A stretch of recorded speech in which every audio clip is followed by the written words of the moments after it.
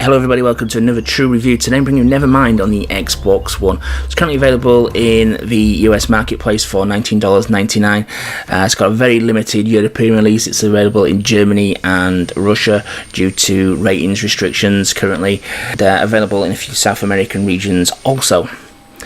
Now, people checking out the screenshots will probably automatically think, oh no, not another first-person horror game, but please give Nevermind a chance. It tries to do something a bit different, and the most part it actually succeeds. Now, he plays a doctor working for an institute which has developed a way to record its clients' memories, a term that they call neuromapping. This allows the doctors to upload themselves into the recorded memories of their patients or clients in order to get to the bottom of their mental trauma that they're suffering.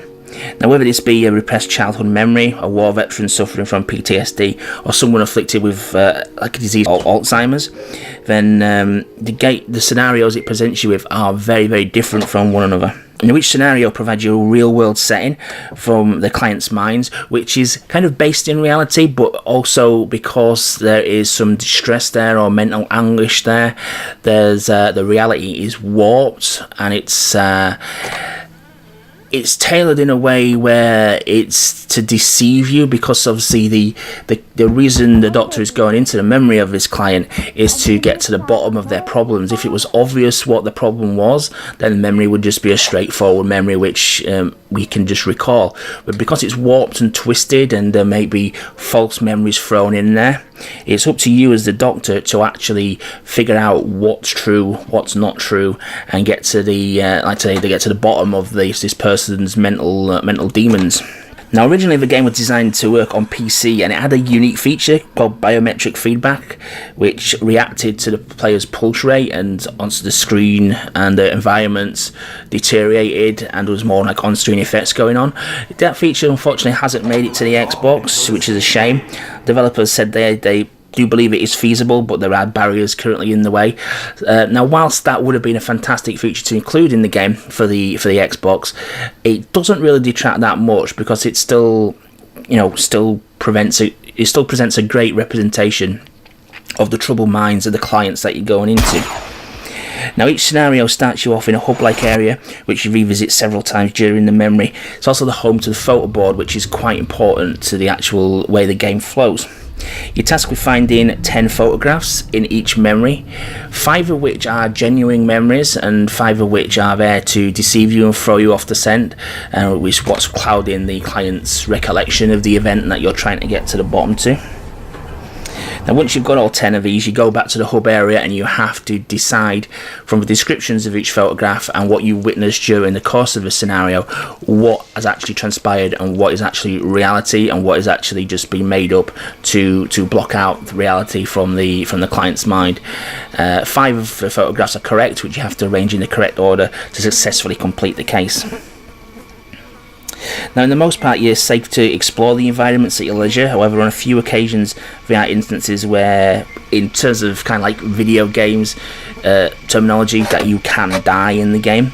All this really does is the screen will go red and you'll get booted out of the room or back to the main world hub.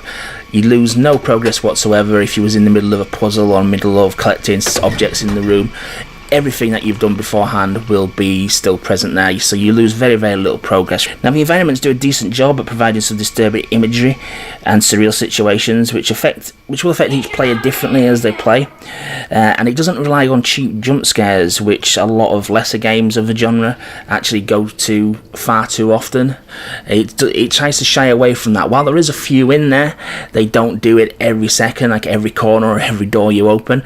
It's more of a subtle kind of thing and a visual thing, and gets you kind of thinking of what is actually going on here.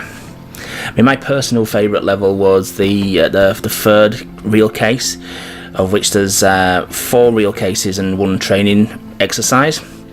Now, the third one deals with a piano player who's suffering from Alzheimer's, which obviously is going to affect them quite a lot in their profession, because they're not able to remember their performance pieces. On a personal level, that touched me quite a bit, having a relative who suffers with mental conditions. So it's quite an interesting take, really. And throughout all the scenarios, the developer has handled the subject matter that they're dealing with care. Really, they haven't done it to like titillate or get cheap reactions. They've kind of treated each of these conditions, because mental illness obviously is a serious issue and it's becoming more and more prevalent nowadays, and I think they've making a game of that subject matter is quite brave, but handling it in the way that I have to give them some credit for. So they have done it in a respectful and intelligent way. That's the best way I can describe it. So yeah, I was really pleased with how they, especially that episode in particular, which a lot of people will probably find the least pleasing episode, most probably from a gameplay standpoint of view, but for me personally, that was my favourite chapter of the entire game.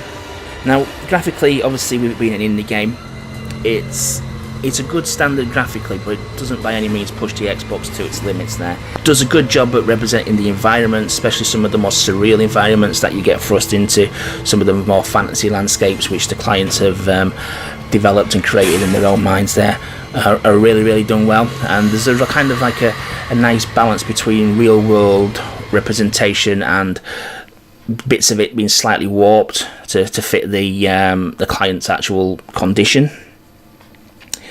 Sound-wise, again, the ambient sounds do a fantastic job at creating the atmosphere and raising the tension levels within the game, and do the job really well. It doesn't really rely on like music as such to be a predominant feature in the game. It is more the ambient sounds, the background sounds, which do raise the tension there. But again, the sound is done to a very good standard. Now, turning to the achievements, which I always like to mention in these reviews when I can. It's a very easy 1000 game score. There's nothing you can miss. All the levels are replayable. You are going to require 2 playthroughs to complete the game for the 1000 gamer score. The first playthrough you have to just complete each of the scenarios, and the second playthrough you go into an advanced mode where you have to find a set amount of additional memories in the game.